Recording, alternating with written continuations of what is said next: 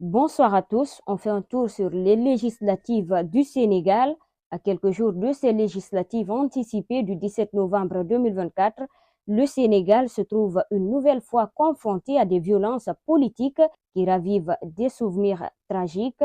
La campagne électorale lancée dans un climat tendu a déjà connu des incidents notables, notamment l'incendie du siège d'un parti d'opposition le 28 octobre. Ce n'est pas tout. Le 30 octobre, des affrontements ont éclaté entre les partisans de la coalition d'opposition Takoualou et ceux du PASTEF avec des jets de pierre ciblant le convoi du Premier ministre Ousmane Sonko. Face à cette escalade de la violence, 15 organisations de la société civile ont formé le collectif Saksal Jam, promouvoir la paix en Wolof.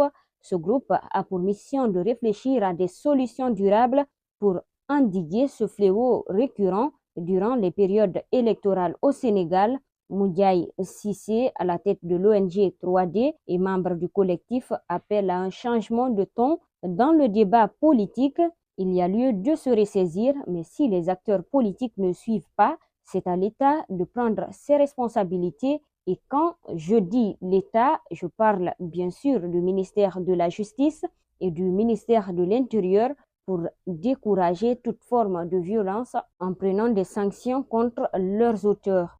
Le collectif Saksaliam prône une action rapide pour intercepter les violences, mais il cherche également à construire une culture de paix sur le long terme avec un déploiement de 10 agents dans l'ensemble des régions. Ils viseront à prévenir les violences chroniques qui marquent les élections.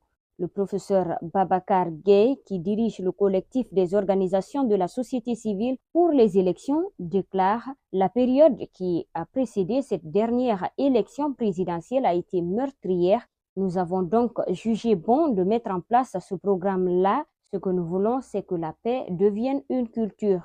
Pour les législatives de 2024, 1500 observateurs nationaux seront mobilisés pour surveiller le scrutin dans les 46 départements du pays, un effort crucial pour rendre compte des éventuels cas de violence électorale.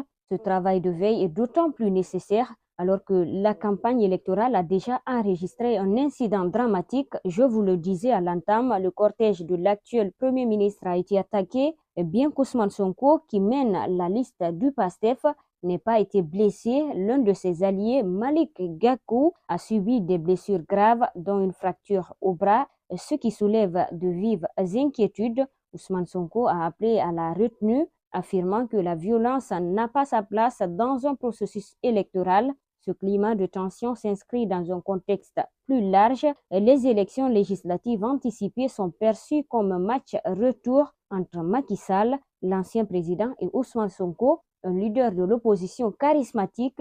8 mois après une grave crise politique, le Sénégal se prépare à voter pour la première fois depuis l'élection de Bassirou Diomaye Faye le 24 mars avec une majorité écrasante de 54%.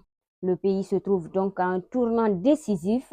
Les électeurs seront-ils en mesure de soutenir le gouvernement actuel en lui accordant la majorité absolue à l'Assemblée nationale ou choisiront-ils de favoriser l'opposition et d'opter pour la cohabitation? La société civile mobilisée et déterminée espère que la paix prévaudra dans ce contexte de tensions croissantes, permettant ainsi au Sénégal de maintenir son image de démocratie stable en Afrique de l'Ouest.